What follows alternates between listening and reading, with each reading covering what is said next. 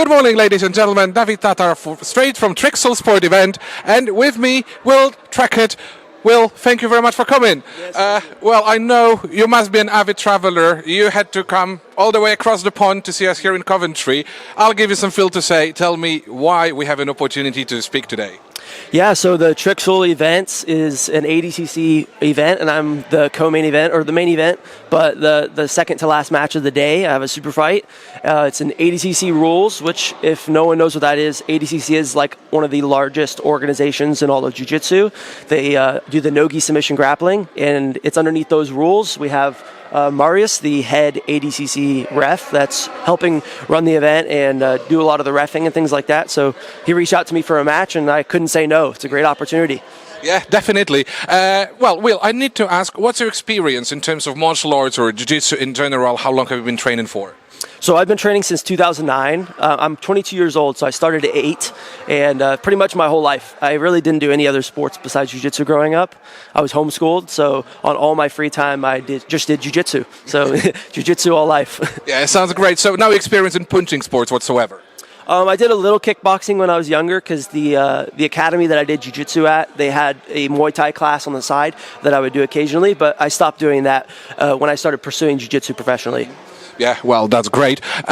What do you know about your today's opponent? Do you have any information, any game plan perhaps? Yeah, Santeri's a great opponent. He's won the European trials 2 times, which is the ADCC trials. It's the thing you have to win to get into the big world championships. It's really tough to win. My bracket in America had 256 guys in just my weight category. So it's a tough thing to win. He's won it twice. So he'll be a very tough competitor, and I'm really looking forward to it. Sounds great, so am I. I need to ask you, I've been asking this yesterday to pretty much all the guys that stood in front of the camera. Obviously, we can tell you're a jiu-jitsu pro. What's your favorite submission technique? Oh, that's a tough one.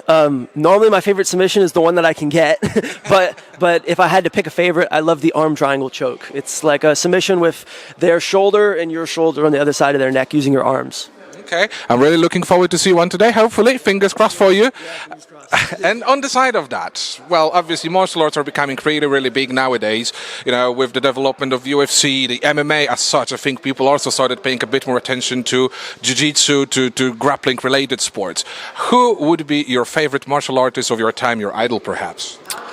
Oh, wow. Yeah, well, in MMA, I always loved Lyoto Machida. So Lyoto Machida was I guess, picture-perfect martial artist, if you put it, because he was very respectful. He followed, like, the martial arts code, you might say. He was also a jiu-jitsu black belt, really respectful, amazing fighter. I grew up watching Anderson Silva a lot also. He was Brazilian, so me growing up doing Brazilian jiu-jitsu, looking and seeing the Brazilian fighters, I was always a big fan of them. Lyoto Machida is also a Brazilian fighter, so I had a fan of a lot of those guys growing up. As far as in jiu-jitsu, Marcelo Garcia is someone that I idolized, like, really for like a long time, and I still do. He's an amazing person, amazing competitor, and he is one of the greatest of all time. He actually has one of the best records in all of ADCC history.